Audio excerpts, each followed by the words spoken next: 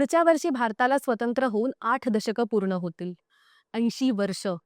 मात्र स्वातंत्र्य मिळून इतका काळ गेल्यावरही आज जर कोणी विचारलं की भारताचे नागरिक असल्याचा निर्णायक पुरावा म्हणून आपण कुठलं कागदपत्र दाखवू शकतो, तर त्याचं उत्तर बहुतांश जणांना माहितीच नसेल. कारण खरं तर त्याचं उत्तर सरकारला तरी माहिती आहे का, असा प्रश्न गेल्या काही वर्षात अनेक जण विचारत आहेत. नमस्कार, मी प्राजक्ता. केंद्र सरकारनं 2 दिवसांपूर्वी पासपोर्ट हा भारतीय नागरिकत्वाचा पुरावा नसल्याचं पुन्हा एकदा स्पष्ट केलं आणि त्यावर विरोधी पक्ष आणि इतर अनेकांकडून टीका सुद्धा झाली. मेड सिंपलच्या आजच्या भागात आपण पासपोर्ट नागरिकत्वाचा पुरावा का नाही आणि भारतात असं कुठलंच कागदपत्र नसल्याचे काय परिणाम होतात याचा आढावा घेऊया. सगळ्यात आधी आपण हा गोंधळ ज्या घटनेपासून सुरू झाला ती घटना बघूया. भारताच्या परराष्ट्र मंत्रालयानं 24 जूनला पासपोर्ट सेवा दिवस साजरा करताना पासपोर्ट हे फक्त प्रवासासाठीचं कागदपत्र असून तो नागरिकत्वाचा निर्णायक पुरावा मानला जाऊ शकत नाही असं म्हटलं. यावर विरोधकांनी, सामान्य नागरिकांनी आणि सोशल मीडियावर खूप टीका केली. काहींनी विचारलं, मग आपली ओळख काय? पासपोर्ट नसेल तर नागरिकत्व सिद्ध कसं करायचं? मात्र पासपोर्ट नागरिकत्वाचा पुरावा नसणं हे तसं बघितलं तर नवीन नाही. पासपोर्ट्स ऍक्ट 1967 नुसार पासपोर्ट जारी करण्यापूर्वी अधिकाऱ्यांना पूर्ण चौकशी करून अर्जदार भारतीय नागरिक आहे याची खात्री करावी लागते. यासाठी जन्माचा दाखला, रहिवासाचा दाखला, सरकारमान्य ओळख अशी अनेक कागदपत्र सादर करावी लागतात. पण तरी एकदा पासपोर्ट मिळाल्यानंतर सुद्धा या कागदपत्रांमध्ये काही फसवणूक आढळली तर सरकार तो रद्द करू शकतं. म्हणजे पासपोर्ट हा अनुमानित पुरावा आहे पण निर्णायक नाही. याचे एक उदाहरण घ्यायचं झालं तर मुंबई उच्च न्यायालयानं 2013 मध्ये एका प्रकरणात स्पष्ट केलं होतं की फक्त पासपोर्ट एकटाच नागरिकत्व सिद्ध करू शकत नाही, विशेषतः 1987 नंतर जन्मलेल्यांसाठी. अनेकदा बेकायदेशीर मार्गाने पासपोर्ट मिळवले जाऊ शकतात असं म्हणून तो एकमेव आधार बनवता येत नाही असं त्यावेळेस न्यायालयानं म्हटलं होतं. आता याबद्दल आत्ता चर्चा का होतेय? त्याचं कारण आहे काही राज्यांमध्ये सुरू असलेलं मतदार यादीचं विशेष पुनरावलोकन म्हणजेच SIR. आधी बिहारमध्ये, नंतर पश्चिम बंगालमध्ये योग्य कागदपत्र देऊन नागरिकत्व सिद्ध करू न शकल्यानं मतदार यादीतून लोकांची नावं काढली जात आहेत. नागरिकत्वाचा पुरावा म्हणून कागदपत्र सादर करणं या प्रक्रियेत अत्यंत जटिल करण्यात आलं आहे. त्यावेळी काही लोकांनी पासपोर्ट दाखवून नागरिकत्व सिद्ध करण्याचा प्रयत्न केला.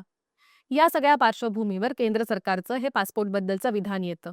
आता पासपोर्ट नाही तर भारतात नागरिकत्वाचा पुरावा म्हणून आपण काय दाखवू शकतो? भारतीय कायद्यानुसार नागरिकत्व ठरवण्याचे 5 मुख्य मार्ग आहेत: जन्मानं, वंशानं, नोंदणीनं, नैसर्गिकीकरणानं आणि प्रदेश अधिग्रहणानं. पासपोर्ट बनवताना तुम्ही जन्म प्रमाणपत्र, पालकांचे दस्तऐवज, आधार, वोटर ID इत्यादी सर्व दाखवता. पण हे सर्व ओळख आणि पत्ता सिद्ध करणारे दस्तऐवज आहेत, नागरिकत्वाचे निर्णायक पुरावे नाहीत. सर्वोच्च न्यायालय आणि विविध उच्च न्यायालयांनी वारंवार स्पष्ट केलं आहे की आधार, पॅन, वोटर ID, पासपोर्ट हे फक्त ओळखीचे दस्तऐवज आहेत. पण नागरिकत्व कायद्याअंतर्गत नागरिकत्व सिद्ध करण्यासाठी ते पुरेसे नाहीत. मग नागरिकत्वाचा पुरावा आहे तरी काय? भारतात एकच सर्वमान्य नागरिकत्व कार्ड नाहीये. त्यासाठी वेगवेगळी कागदपत्र पुरावा म्हणून कामी येतात. पहिलं आहे जन्म प्रमाणपत्र, जे सर्वात महत्वाचं आहे. 1 जुलै 1987 पूर्वी भारतात जन्म झालेल्यांसाठी जन्म प्रमाणपत्र किंवा शाळेचं सोडपत्र पुरेसं असू शकतं. 1987 ते 2004 पर्यंत जन्माला आलेल्यांसाठी स्वतःचं आणि एका पालकाचं जन्म प्रमाणपत्र लागतं. 2004 नंतर जन्माला आलेल्यांसाठी दोन्ही पालकांचं लागतं. दुसरं आहे नागरिकत्व प्रमाणपत्र, जे परराष्ट्र मंत्रालयाकडून जारी होतं. हे नोंदणी किंवा नैसर्गिकरणानं नागरिक झालेल्यांसाठी निर्णायक पुरावा ठरतं. तिसरं आहे वंशावळीचे दस्तऐवज, म्हणजे पालक, आजी आजोबा यांचे जन्म प्रमाणपत्र, पासपोर्ट, शाळेचे रेकॉर्ड्स हे सर्व काही. आणि या व्यतिरिक्त इतर पुरावेही असतात, जसं की जुनं शाळेचं प्रमाणपत्र, रेशन कार्ड, डॉमिसाईल सर्टिफिकेट, ग्रामपंचायत, तहसीलदार यांच्याकडचं निवास प्रमाणपत्र, जुनी वीज बिलं, जमिनीची कागदपत्र, मतदार यादी ही सगळी कागदपत्र नागरिकत्व सिद्ध करण्यासाठी वापरता येऊ शकतात. पण यासाठी फक्त एकच कागदपत्र नाही तर बरीच एकत्रितपणे लागतात. जर कागदपत्र नसतील तर शपथपत्र म्हणजे ॲफिडेव्हिट आणि अनेक पुराव्यांचा संच द्यावा लागतो. मात्र तुम्ही मी आत्ता सांगितलेली यादी पुन्हा पाहिली तर तुमच्या लक्षात येईल की भारतात आपण बाळगणं अपेक्षित असलेल्या इतक्या कागदपत्रांपैकी एकही कागदपत्र आपल्या भारतीय नागरिकत्वाचा निर्णायक पुरावा ठरू शकत नाही. अगदी आपलं भारतातलं जन्म प्रमाणपत्र सुद्धा.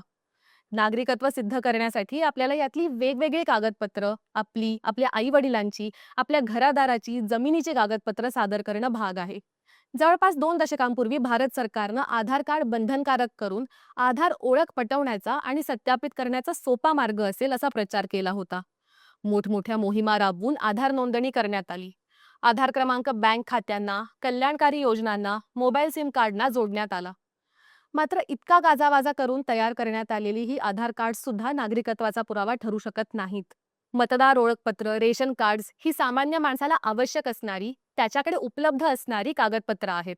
मात्र ही कुठलीही कागदपत्र भारतीयांचं नागरिकत्व सिद्ध करू शकत नाहीत. भारतासारख्या देशात, जो जगातली सगळ्यात मोठी लोकशाही आहे, तिथं सामान्य नागरिकाला नागरिकत्व सिद्ध करण्यासाठी एक साधं, सर्वमान्य, निर्णायक कागदपत्र नसावं, हे दुर्दैवी आणि अन्याय्य नाहीये का? आणि याचा सर्वात मोठा फटका कोणाला बसतो?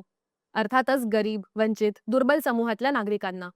भारतात जमिनीची, मालमत्तेची कागदपत्र, घराची कागदपत्र, जन्म प्रमाणपत्र ही सहसा आणि सोपेपणी कोणाकडे असतात?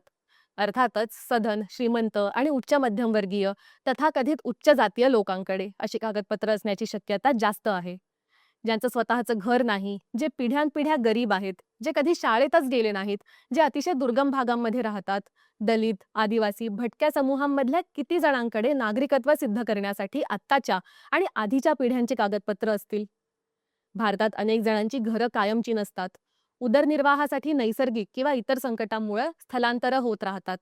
त्यात कागदपत्र गहाळ होऊ शकतात. पुरासारख्या संकटात लोकांची घरं वाहून जातात. अशा वेळी जर तुमची कागदपत्र हरवून गेली, तर पिढ्यानपिढ्या इथं राहून सुद्धा तुम्ही भारताचे नागरिक ठरत नाही का?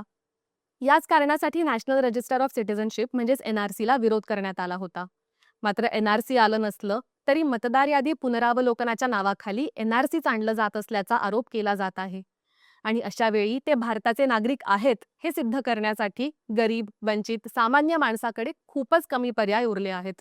यामुळे आपण बघितलं की बिहार आणि पश्चिम बंगालमध्ये अनेकांना त्यांचा मतदानाचा अधिकार बजावता आला नाही.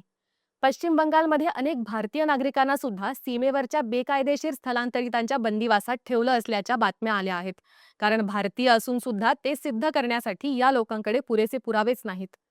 काही लोकांना अशा प्रकारे बांगलादेशला पाठवल्यानंतर तिथले नागरिक नाही हे लक्षात आलं आणि त्यानंतर त्यांना भारतात परत पाठवण्यात आल्याचा लाजिरवाणा प्रकार सुद्धा आपल्याकडे घडत आहे. आणि अर्थातच याची सर्वाधिक झळ मुस्लिम नागरिकांना बसत आहे. एका बाजूला स्थलांतर आणि त्यामुळे येणाऱ्या प्रश्नांबाबत सतत बोलणाऱ्या सरकारनं नागरिकत्व सिद्ध करण्यासाठी मात्र एक निर्णायक पुरावा तयार करण्यासाठी काहीही प्रयत्न केल्याचं दिसत नाही. उलट नागरिकत्व सिद्ध करण्याचा संपूर्ण भार आधीच पिचलेल्या, पोटासाठी संघर्ष करत असलेल्या सामान्य नागरिकांवर ढकलून देण्यात आला आहे. त्यामुळे पासपोर्ट, आधार, मतदारपत्र हे काहीही नागरिकत्वाची ओळख नाही असं सांगत असलेल्या आपल्या सरकारला मग नागरिकत्वाची निर्णायक ओळख आहे तरी काय हे ठरवा, यासाठी मागे लागणं अत्यंत गरजेचं आहे. हा होता इंडी जर्नल मेड सिंपलचा आजचा भाग. या विषयाबद्दल तुम्हाला काय वाटतं हे या व्हिडिओच्या कमेंट्समध्ये नक्की कळवा. हा विषय तुम्हाला महत्त्वाचा वाटल्यास हा व्हिडिओ जास्तीत जास्त जणांसोबत शेअर करा. तुम्हाला आमचे व्हिडिओ आवडत असल्यास आमचं चॅनल सबस्क्राईब करा. या व्हिडिओच्या डिस्क्रिप्शनमध्ये दिलेली लिंक वापरून आम्हाला आर्थिक सहाय्य करा आणि पाहत रहा इंडी जर्नल.